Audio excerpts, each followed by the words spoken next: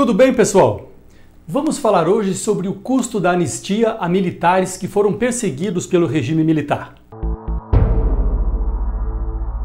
As indenizações pagas a 2.829 militares anistiados somam 476 milhões de reais por ano, com valor médio de 13 mil reais, 2 vezes o teto do INSS. Mas um grupo de 194 beneficiados tem renda acima de 200 mil reais.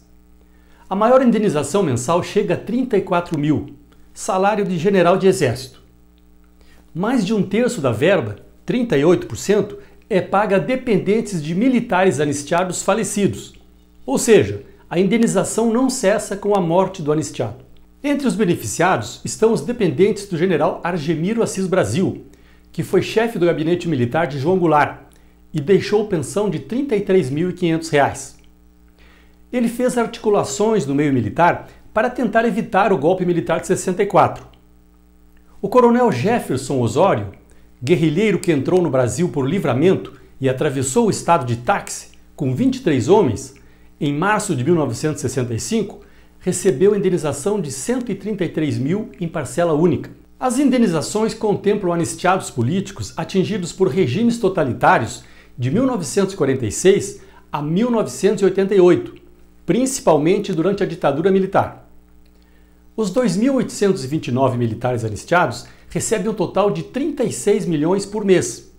A maior parte, 22 milhões e meio, é paga aos próprios anistiados, mas 14 milhões são depositados na conta dos dependentes, um total de 184 milhões por ano.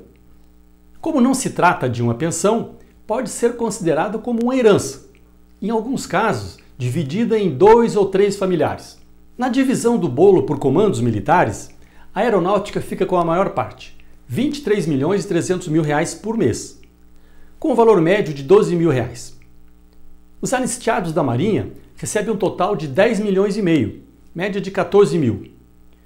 Os maiores valores individuais são pagos aos militares do Exército, R$ 21.700 por mês, mais de 3 vezes o teto do INSS.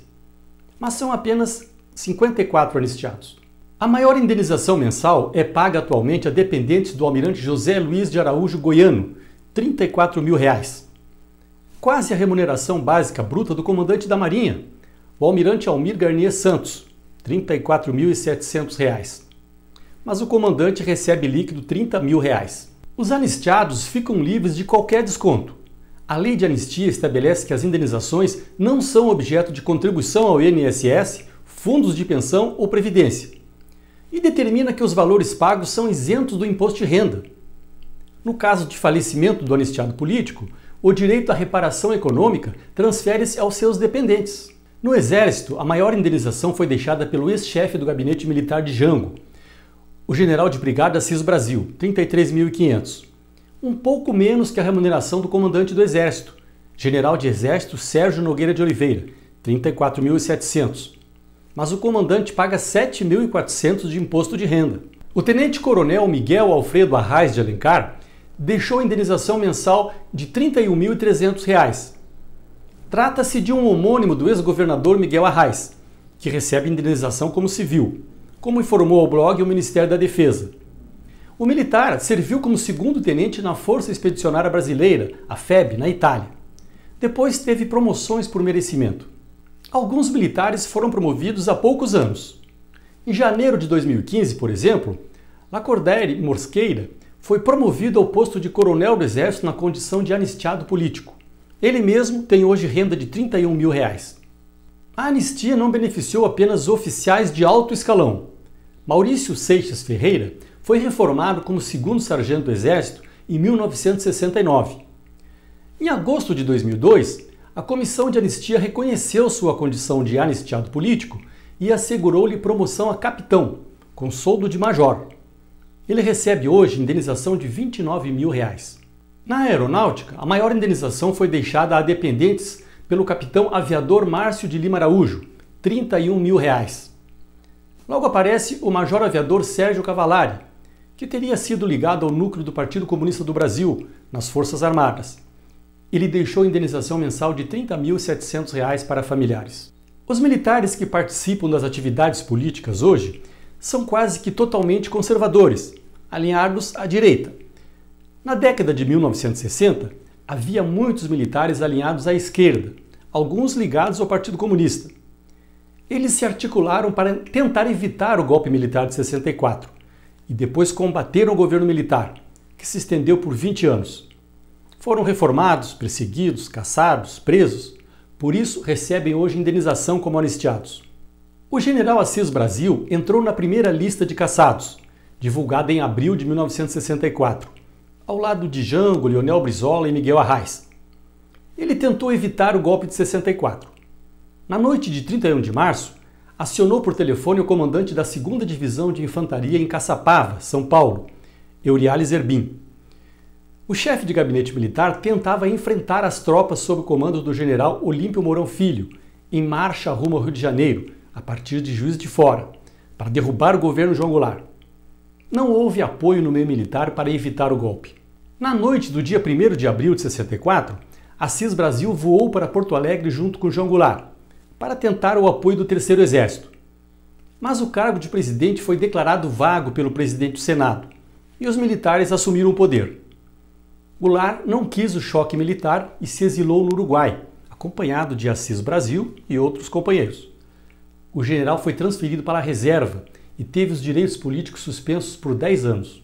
O contra-almirante José Luiz Goiano também tentou evitar o golpe. Militar nacionalista, mantinha ligações com políticos e militares de esquerda, com sindicalistas e praças.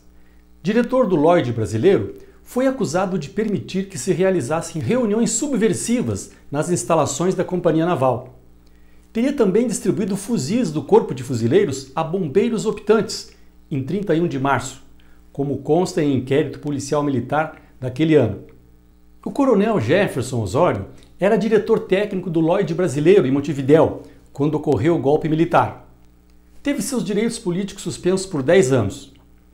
Em depoimento ao Centro de Documentação da Fundação Getúlio Vargas, afirmou que apresentou a João Goulart e a Brizola planos de luta armada para alavancar um levante popular contra o novo governo.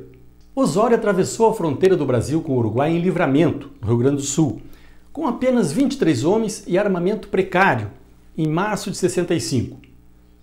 Seguiram para o norte do estado de táxi. Chegaram ao Paraná no final daquele mês. Foram cercados e capturados por tropas do Exército nas proximidades da cidade de Capitão Leônidas Marques. Preso em Curitiba, fugiu e asilou-se na Embaixada do México, para onde seguiu. Mais tarde, esteve em Cuba e Argélia. Preso no Uruguai, em 1970, foi levado para o Centro de Informações e Segurança da Aeronáutica, o temido CISA, onde foi torturado. Passou por alguns presídios. Beneficiado pela Lei da Anistia em 1979, foi readmitido na reserva remunerada do Exército.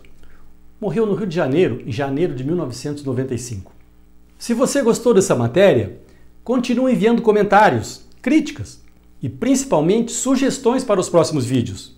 Siga o meu conteúdo no Twitter e assine grátis a minha newsletter na Gazeta do Povo. Até mais!